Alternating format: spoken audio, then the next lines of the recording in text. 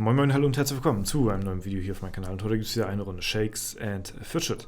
Ja, das Intro, was ihr zum Anfang jetzt gesehen habt, das wird wahrscheinlich auch das erste und letzte Mal sein, dass ich dieses Intro benutzen werde, denn ich werde mir nicht nochmal die Kopfschmerzerei machen und so ein Turnier erstellen. Das wird jetzt das erste und das letzte Mal der Fall gewesen sein. Und ja, im Prinzip ist das Ganze so ein bisschen schon zum Scheitern verurteilt gewesen. Am Ende des Tages war es halt auch, wie gesagt, meine Schuld auch irgendwo gewesen, dass ich nicht vorher dran gedacht habe.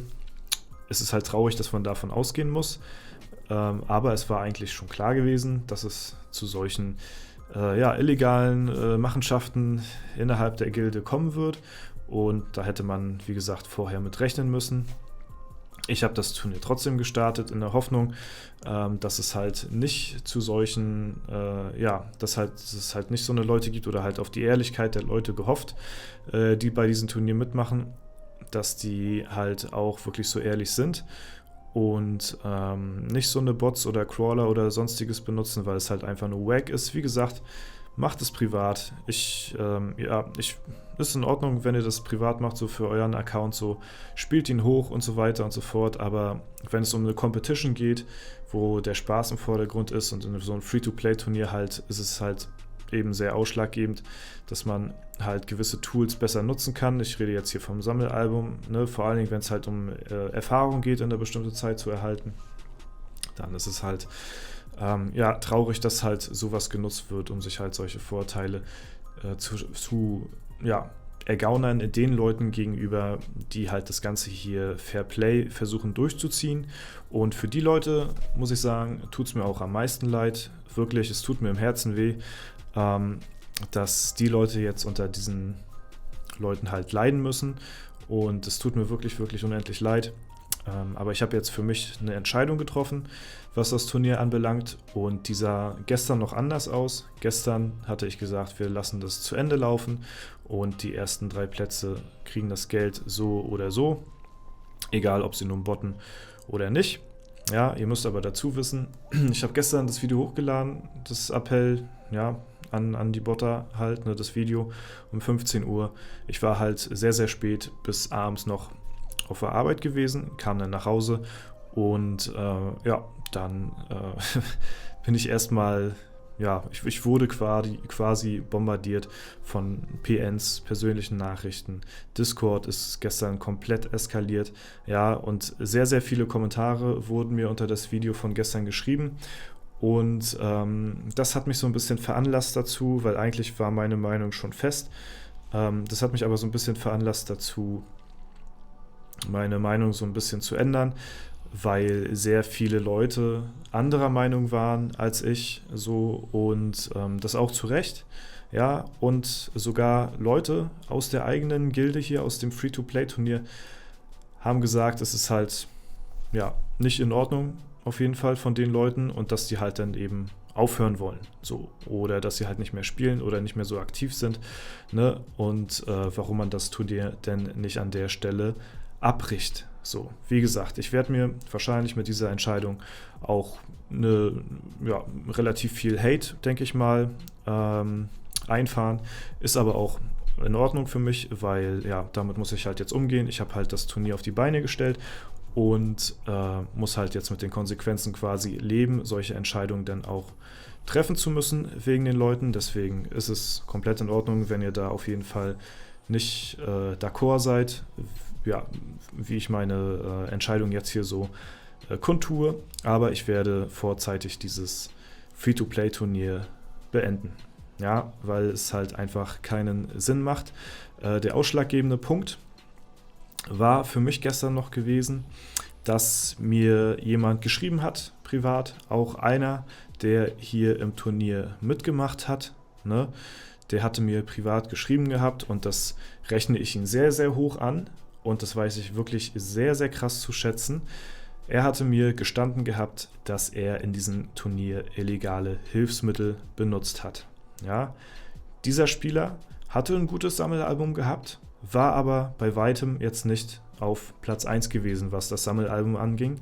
Das heißt, es gibt noch Spieler, auf jeden Fall sehr, sehr viele Spieler, die deutlich mehr Sammelalbumpunkte haben als er.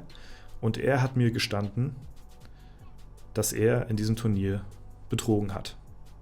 So, er war aber auch der Einzige, der mir das gestanden hat. Was sagt das natürlich über die anderen aus? Dass es quasi, ja, ein bisschen enttäuschend ist, wenn mir jemand gesteht, dass er hier gebottet hat im Turnier und er nicht mal der Beste war, was die Sammelalbum-Einträge angeht, er aber wenigstens die Eier in der Hose hatte und wie gesagt so aufrichtig war und gerade und mir gestanden hat, dass er gebottet hat, ja, und er aber nicht mal der Höchste ist in diesem Turnier vom Sammelalbum her, ja. Ich werde den Namen nicht sagen, auf jeden Fall Dankeschön. Ja, weiß ich, wie gesagt, sehr zu schätzen, deine Entscheidung. Aber ich finde es halt traurig, dass du der Einzige warst, der mir das gestanden hat. Das verrät auf jeden Fall über die anderen Leute, dass die sich ja, eventuell nicht trauen, sich bei mir zu melden. Und das ist eigentlich der ausschlaggebende Punkt, wo ich sage, nö, nö, das mache ich jetzt an der Stelle nicht mit. Und es ist halt, wie gesagt, schade für alle anderen Leute. Am Ende des Tages wollte ich mit diesem Turnier einfach nur ein cooles Projekt auf die Beine stellen, einen Mehrwert für die Leute schaffen, ein cooles Turnier veranstalten und euch quasi durch die Preisgelder ein bisschen was zurückgeben. Ja, das ist ja das, was mir sehr am Herzen lag, dadurch, dass ihr mir immer so viel Support entgegenbringt, sei es mit Kommentaren, sei es mit Daumen nach oben oder sei es in den Streams mit den ganzen Donations, die immer reinkommen oder die ganzen Mitglieder und alle, die am Start sind. Ja, das ist alles nicht selbstverständlich und das weiß ich sehr, sehr zu schätzen. Und das wollte ich euch irgendwie ein bisschen zurückgeben. Ich wollte euch auch ein bisschen was wiedergeben. Ja, und ich wollte halt kein stumpfes Giveaway machen, wo Leute irgendwas in die Kommentare schreiben und das Video liken etc. pp., ne, damit man da denn das Geld verlost, sondern ich wollte ein bisschen kreativer werden und auch ein bisschen die Community mit einbeziehen in das Ganze und die sollten sich quasi dann so ein bisschen aus Spaß an der Freude denn dieses Preisgeld verdienen. So, dass da aber halt, wie gesagt, solche Botter dann dazwischen geraten. Gut, ich habe es nicht in die Regeln geschrieben. Es tut mir leid, dass ich daran nicht gedacht habe, dass ich in die Regeln schreiben muss, dass das Botten verboten ist. Da bin ich halt einfach mal wirklich, ja, so dumm war ich jetzt gewesen. Ich bin da einfach von ausgegangen, dass das relativ klar ist, dass man in diesem Turnier nicht botten sollte und auch nicht irgendwie crawlen sollte. Ja, crawlen kann ich ja noch zumindest verstehen irgendwo, weil die Leute müssen selbst handeln. Die müssen selbst alle 10 Minuten ihre Einträge machen, auch wenn die dann die besten Gegner zugeschrieben bekommen und sie sich nicht selbst darum kümmern müssen, diese rauszusuchen. Ja, aber das mit den Botten und so, das geht dann halt auch irgendwann zu weit. Und wenn mir jemand gesteht, der selbst illegale Tools benutzt hat und nicht mal der Höchste ist, ja, von den Einträgen her in diesem Turnier, dann tut es mir halt wirklich leid für die anderen Leute und es tut mir wirklich im Herzen weh, das sagen zu müssen, für alle Leute, die sich da halt wirklich, wirklich ganz, ganz, ganz ehrlich den Arsch aufgerissen haben, ohne irgendwelche illegalen Hilfsmittel zu benutzen. Für die tut es mir wirklich am meisten leid und ich kann es auch verstehen, wenn ihr da jetzt enttäuscht seid von mir, dass ich jetzt vorzeitig hier dem ganzen Ende bereite. Gestern, wie gesagt, hatte ich noch eine andere Meinung dazu gehabt, aber die ganzen Kommentare unter dem Video von gestern und der Hinweis, sag ich mal, von jemandem aus der Gilde hat mich halt dazu bewegt, jetzt diesem vorzeitig ein Ende zu bereiten. Ja, wie gesagt, ich kann es verstehen, ich muss mit den Konsequenzen jetzt leben, so wie es halt ist.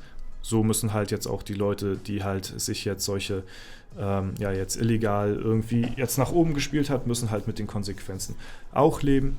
Und im Prinzip haben die Leute recht unter den Kommentaren von gestern, dass das so eine Art kleines Statement vielleicht auch ist für die Leute, dass nicht die Leute, die illegal sich nach oben gespielt werden, auch noch für dieses Verhalten belohnt werden und Geld von mir aus eigener Tasche, das ist ja nicht mal gesponsert, das ist aus meiner eigenen Tasche persönlich nehmen wollen und halt diesen ganzen Spaß am Turnier verderben.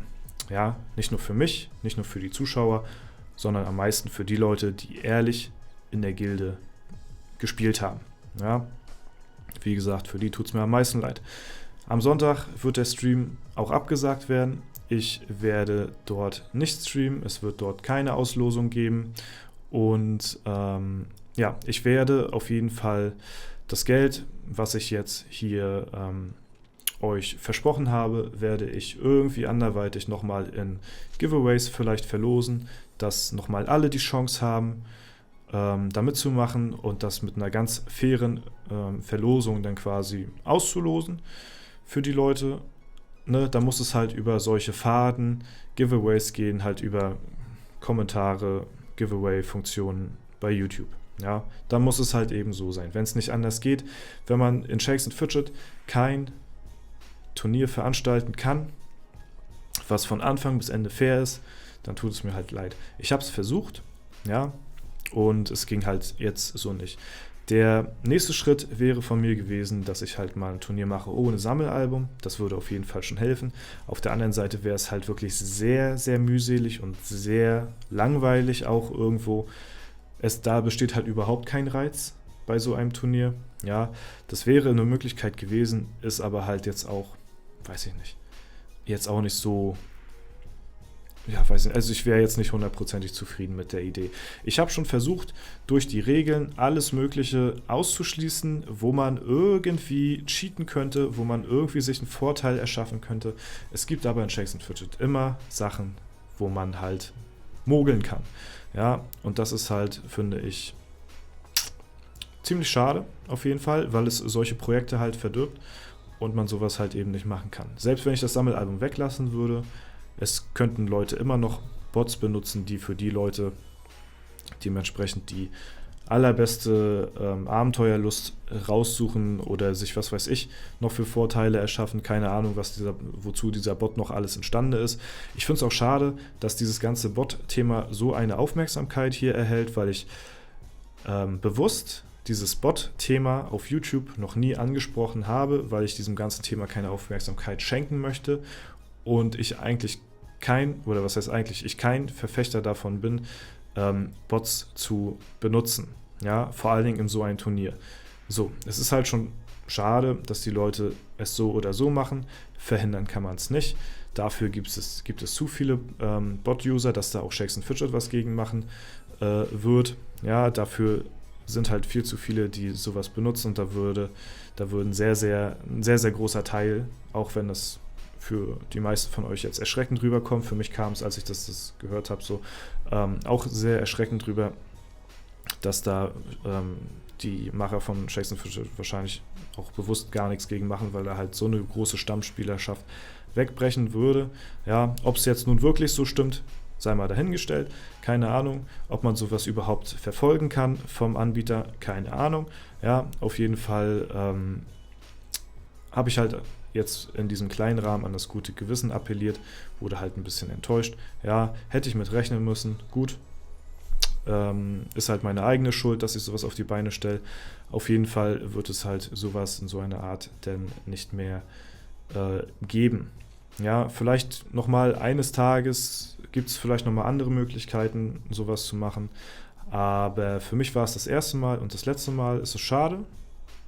Ja, aber ich habe halt daraus gelernt und im Prinzip wollte ich halt die Zeit zwischen Updates von Shakes & Fidget und also ein Update und den nächsten Update überbrücken, weil, sind wir mal ehrlich, Shakes & Fidget ist relativ eintönig und ziemlich unspektakulär, was die Flautezeit zwischen den Updates anbelangt. So, ne? Bei den Updates sind immer alle dabei, alle stürzen sich drauf und es gibt einen riesen Hype. So, der hält dann für eine gewisse Zeit und wenn die Updates halt draußen sind und die neuen Sachen erschienen sind, dann hält das halt wie gesagt ein bisschen und danach flacht es halt wieder ab. Der Normalzustand ist wieder eingekehrt im Lande von Shakes & Fidget und dann ist es halt relativ öde bis zum nächsten Update. Ja, dann wird halt immer das gleich gemacht. Diese Flautezeit wollte ich mit solchen Sachen halt überbrücken, mit solchen Turnieren. was halt auch noch mit dazu kommt. Nicht nur, dass ich euch dadurch halt wieder was wiedergeben wollte, dass man coole Projekte erschaffen kann, dass es ein Mehrwert für einen selbst oder ein Mehrwert für Shakes & Fidget und für alle Creator ist, weil es halt auch ein paar Leute gab, die das Ganze halt hier auch begleitet haben, die das gestreamt haben oder Videos dazu gemacht haben. Das finde ich halt sehr nice, wenn halt generell mehr Content im Shakes & Fidget-Universum entsteht. Da bin ich ein großer Fan von, weil es halt so wenig Shakes & Fidget Creator gibt. Und umso mehr, umso besser. So, also auf allen Ebenen ist so ein Turnier halt ganz nice. Aber für mich war es das soweit gewesen. Ich habe meine Konsequenz daraus ziehen können. Es ist halt so, es tut mir leid. Und ja, ich hoffe, dass halt auch, wenn ich jetzt, wie gesagt, ein bisschen wahrscheinlich eine Hatewelle dafür kassieren werde, dass halt trotzdem die festen Stammzuschauer, die halt trotzdem noch weiterhin hinter mir stehen, bei mir bleiben, mich auf meinem weiteren Wege hier auf YouTube begleiten werden und ja, dann halt es eben, wie gesagt, ganz normale 0815 Shakes & Fidget Videos weiterhin gibt, ohne solche Projekte. Ne? Das würde ich mir auf jeden Fall wünschen. Gut, abschließende Worte. Ich bedanke mich auf jeden Fall fürs Zusehen. Ich hoffe, ihr seid nicht allzu enttäuscht von meiner Entscheidung, die ich jetzt hiermit getroffen habe und könnt es irgendwo vielleicht nachvollziehen, was ich jetzt hier von mir gegeben habe.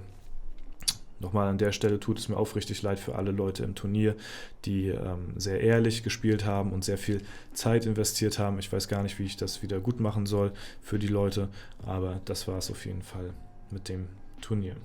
So bitter es halt auch klingt. Ja, trotzdem lasse ich mir für die nächste Zeit und ich hoffe, ihr auch nicht die Stimmung vermiesen von solchem Rückschlag.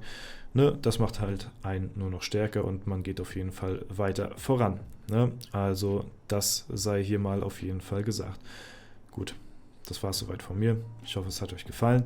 Ich wünsche euch noch einen super schönen Tag. Bleibt gesund, bleibt stabil und haltet die Ohren steif. Ja? Und dann hören wir uns auf jeden Fall beim nächsten Shakes & Fidget Video hier auf meinem Kanal.